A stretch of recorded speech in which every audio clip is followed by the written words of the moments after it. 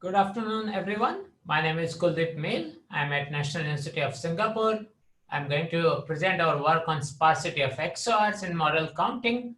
This is joint work with Durgesh Agrawal and Bhavishya, who are two outstanding undergraduates at IIT Kanpur. So let's get started. In our context, we have a set of Boolean variables, x1 to xn, a formula over these Boolean variables, let's call it f. I will introduce a little bit of notation here. So we are going to call sol of f be the set of solutions of this formula. The problem of model counting is to estimate the cardinality of sol of f, which is to estimate how many solutions the formula has. Just to make sure we are on the same page, let me give a quick example. So let's say f is x1 or x2. The sol of f, or the set of solutions of this formula, is all the assignments to x1 and x2 except 0, 0. And now the problem of model counting is to estimate the cardinality of sol of f, which in this case is 3. The problem of exact model counting was shown to be sharply complete by a seminal work of Leslie Valiant in 1979. And this hardness does manifest itself in practical efforts to design efficient algorithms. And henceforth, we are often interested in probabilistic 1 plus epsilon approximation, where the underlying algorithm, in addition to the formula f, is also given two input parameters, epsilon and delta, and it should ensure that the count written by, or the estimate written by the algorithm is within 1 plus epsilon factor of the exact count with probability at least 1 minus delta. In our context, we will also be looking at a very related notion of called constant factor approximation. We are just going to arbitrarily choose the constant to be 4. You can choose any of your favorite constant here. So what should a constant factor approximation algorithm ensure? Well, it takes the formula f and a parameter delta as input, and it should ensure that the estimate written by the algorithm is within a 4 factor of the exact count with probability at least 1 minus delta. Stockmeyer observed that if I give you access to a 4-factor approximation, you can use it to get a 2-factor approximation of a formula. How do we do that? Well, let's say we are interested in getting a 2-factor approximation of f. So the first step we do is that we make 2 identical copies of f. We conjunct them. So let's call it the new formula g. The number of solutions of g is the square of the number of solutions of f. And now if we get an estimate which is 4-factor approximation of the number of solutions of g, then we can just take the square root of the estimate and we get a 2-factor approximation of the number of solutions of f. Using this idea, we can take any 4-factor approximation algorithm and convert it into a 1 plus epsilon factor approximation scheme by just making 1 over epsilon copies of the formula, and we take 1 over epsilon root of the estimate. So at this point, one might ask, well, why should we care about the problem of model counting in first place? Turns out this is a fundamental problem with wide variety of applications, ranging from reliability of networks to hardware validation, computational biology, and neural network verification, and so on. Given widespread applications, there has been a lot of effort in designing practical algorithms, and over past decade and a half, we have seen a rise of hashing-based approach that has promise of scalability and rigorous theoretical guarantees. The core ideas behind the approach dates back to Stockmeyer's seminal work in 1983. To put our contribution in context, let me quickly give an overview of the entire approach. So the idea is that let us assume this circle to be the space of all possible assignments and the dots represent satisfying assignments. One possibility could have been we can just use a set solver and try to enumerate all the solutions. Such an approach would work if there were only few solutions, but if you have exponentially many solutions, then we would not be able to enumerate all the solutions. So at this point, wouldn't it be nice if we could partition the space of solutions into cells that are roughly equal and also small enough so that if we just randomly choose a cell, we will be able to enumerate all the solutions in the cell and then our estimate can simply be the total number of solutions in this cell multiplied by the total number of cells. There are two questions we need to answer to make this scheme practical. One is, well, how do we exactly define what is a small cell? And the second challenge is, how are we going to partition into roughly equal small cells of solutions without knowing the distribution of solutions? Let me discuss how the community went about addressing the first challenge. Here, we say a cell is small if it has about threshold many solutions. There are two choices of threshold. We can set threshold to be a constant. In such a case, we are going to get a 4-factor approximation. We can also set threshold to be order of 1 over epsilon square, and that directly gives us 1 plus epsilon approximation. Of course, there is a bit of a trade-off here, because when we set a threshold to 1 over epsilon square, and since we are going to enumerate all the solutions in a randomly chosen small cell, so here we will end up enumerating 1 over epsilon square solutions, but then you get a 1 plus epsilon approximation directly, and you don't have to do the trick of making multiple copies and trying to get the 4-factor approximation of those copies. So there is a few important technical details that would be crucial for rest of the talk. So let me go over those quickly. So we are often going to be interested in the random variable GM, which is the number of solutions in a randomly chosen cell. And the theoretical analysis of all the hashing-based techniques is interested in the case when this expectation of GM is at least 1. So when we set threshold to O of 1 over epsilon square, we need the ratio of variance over expectation, which is also called dispersion index, to be upper bounded by some constant. But when we want to set threshold to be a constant, it suffices to have the coefficient of variation, which is the ratio of variance over expectation square, to be upper bounded by some constant. Remember, we are interested in the cases where expectation of GM is at least lower bounded by 1. So so you can see that the requirement on dispersion index to be upper bounded by a small constant is stricter than requiring coefficient of variance to be upper bounded by some constant. At this point, it is worth pointing out that it turns out that techniques based on threshold of 1 over epsilon square scale much better than those based on threshold equals to constant. In particular, one of the state-of-art algorithms, Approximate, uses the inherent idea of setting threshold to be 1 over epsilon square. Okay, so we addressed the first challenge, which is that what exactly is a small cell. Now let me go and discuss how the community went about addressing the second challenge, which is how do we partition into roughly equal small cells without knowing the distribution of solutions. As a first step, what we are interested in doing is designing a function that maps assignments to cells. In classical computer science context, we call such functions as hash functions. Once we have access to such a hash function, solution in cell alpha is just the conjunction of the solutions of the formula conjuncted with all the assignments that H maps to alpha. It turns out that a deterministic hash function is unlikely to achieve the desired partitioning. So the idea pursued is that we design a very special constructed large family of hash functions, so that if we choose H randomly from this large family, such an H is able to partition into roughly equal small cells with high enough probability. The core ideas behind the construction of these families date back to a seminal work of Carter and Wegman in 1977. In particular, we use what are called two-wise independent hash functions. So let me quickly define what is a two-wise independent hash function. So let H be a family of two-wise independent hash functions mapping over the space of assignments over n variables to cells that can be represented by n bits.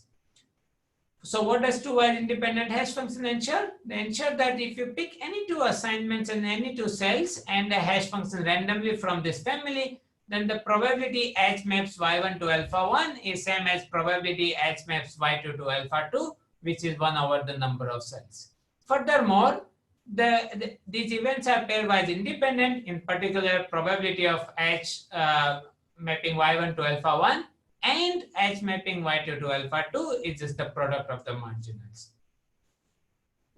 Okay, so what does two-wise independent hash function give us? Well, going back to the random variable GM that we were interested in, which is the number of solutions in a randomly chosen cell. At this point, it's worth pointing out that M refers to the range of the hash function. So we are dividing into cells that can be represented by M bits. So using two-wise independent hash function, it ensures that the expectation of GM is just the total number of solutions divided by total number of cells. Furthermore, the variance is small. In particular, variance is upper bounded by expectation. Using these two bounds, we can use standard concentration bounds such as Chebyshev inequality and get estimates that can ensure that our return estimate is within 1 plus epsilon factor with high enough confidence. Again, to remind you, we are interested in the theoretical analysis only in the cases when expectation of GM is lower bounded by 1. And the two quantities that we just discussed in the previous slide, we can see that if we use pairwise independent hash function, then these hash functions ensure that dispersion index as well as coefficient of variation both are upper bounded by 1. So where are such pairwise independent or two-wise independent hash functions? Let me discuss the standard construction of these hash functions. So a set of variables x1 to xn. To construct a hash function mapping over space of assignments over n variables to cells that can be represented by m bits, we choose m random XORs. How do we choose every XOR? Well, we pick every variable with probability half and we XOR them together. So we might have picked x1, x3, x6, and so on. So the expected size of each XOR is n over 2. And to choose a cell randomly, we essentially just set these XORs to 0 or 1 randomly. And now solutions in a cell are represented by this formula, that is conjunction of F conjuncted with these M random XORs that we have constructed. Now we can give this new formula to the set solver and ask the set solver to enumerate the solutions. Well, at this point, we need to take into account that what we have access to is a set solver, not a set oracle. In particular, the performance of these solvers depend on the kind of formulas you give to them. And one of the consistent observations in the set community has been that the performance of state-of-art set solvers degrade with increase in the size of XORs. This distinction between set solvers and set oracles has been crucial in the design of algorithms in the community so far. So, well, if we are interested in formulas involving hundreds of thousands of variables, the construction that we just discussed would generate XORs of the same order of magnitude, which will be too large for any technique to handle. So at this point, one wonders, well, how can we have smaller XORs? Maybe we look at the culprit here, which was that we were picking every variable with probability half. What if we pick every variable with probability p? And I'm going to use sparse to denote the cases when p is significantly smaller than half, and dense to refer to the case when p is equals to half. So again, expected size of each XOR is indeed just n times p. And it turns out that we can show that expectation of GM is still the number of solutions of formula F divided by total number of cells. But the story about variance gets complicated. In particular, now variance is less than expectation of GM plus this additional pesky factor that we got. The important detail here that I would like to point out is that RWPM is monotonically decreasing with increase in P. And in particular, when P is half, RWPM is just 0. So when RWPM is 0, in that case, it is indeed the case that variance over expectation is upper bounded by 1. And remember, P equals to half was the construction that we just discussed over the previous slide. But when P is not half, bounding this coefficient here turns out to be fairly tricky. And it took about 7 years since we first observed the dependence on these terms. And in very interesting work by Erman et al., which was followed up by Zhao et al., they were able to bound the variance by expectation plus an additional term, eta.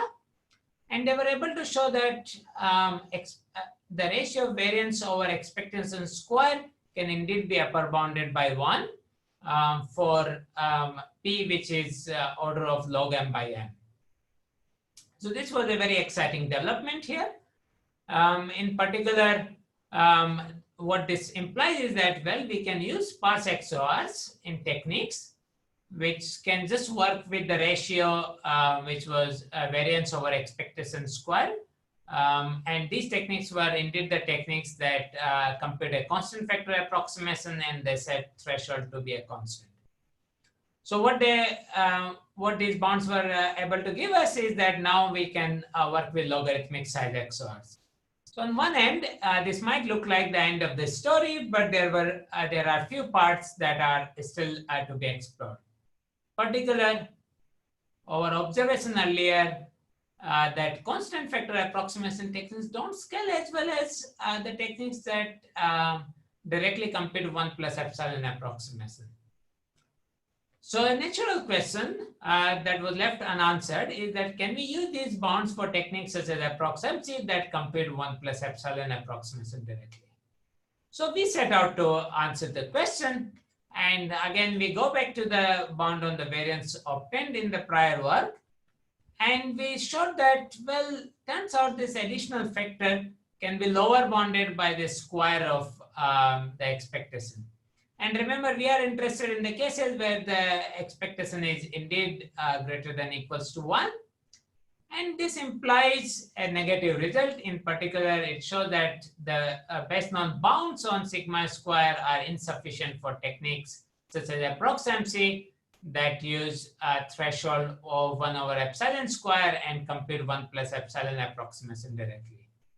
So major important open problem that comes out from our investigation is that we still need to derive better bounds.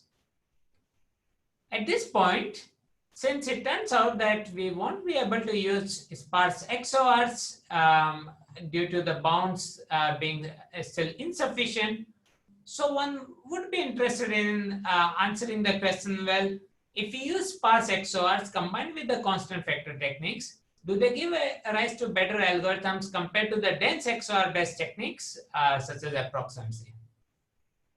So for a fair comparison, the first step we did is we took the sparse count algorithm that was proposed in Zhao et al.'s work in 2016, and we equipped it with all the bells and whistles of the new algorithm that have been proposed since, in particular, the improvement in the search technique of finding the right number of cells, which was improved from linear to logarithmic number of set calls. We then also made sure that we had the same code base of in C++, and we had the identical underlying solver, which is cryptomini set because of its native support for CNF XORs. The parameters that we set are again, the standard parameters. We set epsilon to 0.8 and delta to 0.2. So what do we observe? As a first step, we do see that equipping sparse count with the latest advances in hashing-based techniques give rise to performance improvement. So I'm representing the cactus plot to summarize our findings. So on y-axis, we have the runtime. On x-axis, we have the set of benchmarks. A point here indicates that 300 benchmarks were solved in under 1500 seconds by the tool corresponding tool. And here the blue corresponds to sparse count 2, and the green corresponds to sparse count. As you can see, it is very clear that there is a significant performance improvement of sparse count 2 over sparse count. Okay, so how does sparse count 2 compare with respect to approximacy? Well, there is a surprise here. It turns out that even though approximacy 3 is using dense XORs, it scales significantly better than sparse count 2, which is using sparse XORs. There are a few words of order here, since the results are fairly surprising. So the first important observation, well, the sparse XORs do make the set calls of sparse count 2 easier. In particular, if you had replaced the sparse XORs with dense XORs in the set calls that sparse count 2 is making, you would observe a worse performance. But not all the set calls are equal. Remember, to use a technique that first computes 4-factor approximation and then we make multiple copies to get 1 plus epsilon approximation, we have to work with a larger formula. So we are putting sparse XORs, but now we have to work with a very large formula. Furthermore, the bounds on sigma square over expectation square are indeed much weaker than what can be guaranteed by dense XORs. So these lead to larger number of set calls. So this is an instance where the constants matter here. So by combining these two, it turns out that that even though usage of sparse XORs for sparse count made the set calls to be easier, the additional overhead that comes because of usage of sparse XORs is not worth it. Let me conclude with all these observations. So a few things I would like you to take home.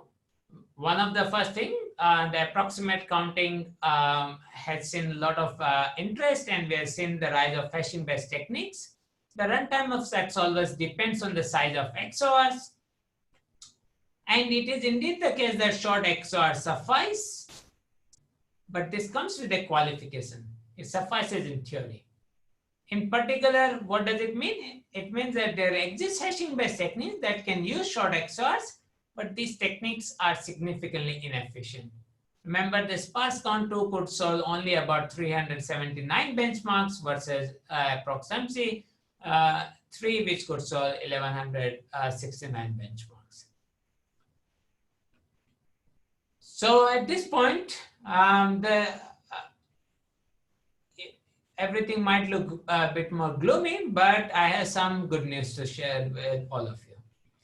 Well, this work motivated us to ask that, is it possible to get better bounds on the variance? And recent work with my collaborator Akshay, we were able to show that we can indeed get strong bounds on variance of GM via a usage of isoparametric inequalities. In particular, we were able to achieve that variance over expectation can be upper bounded by 1.1, a small constant.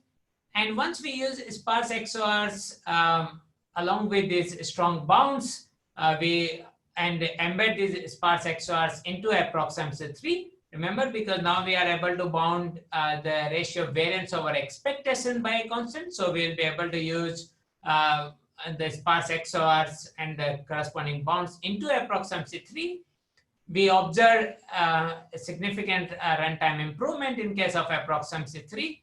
To the best of our knowledge, this is the first instance of sparse XOR that lead to runtime speed up over state of the art. So with that, I would like to conclude, and I look forward to your questions.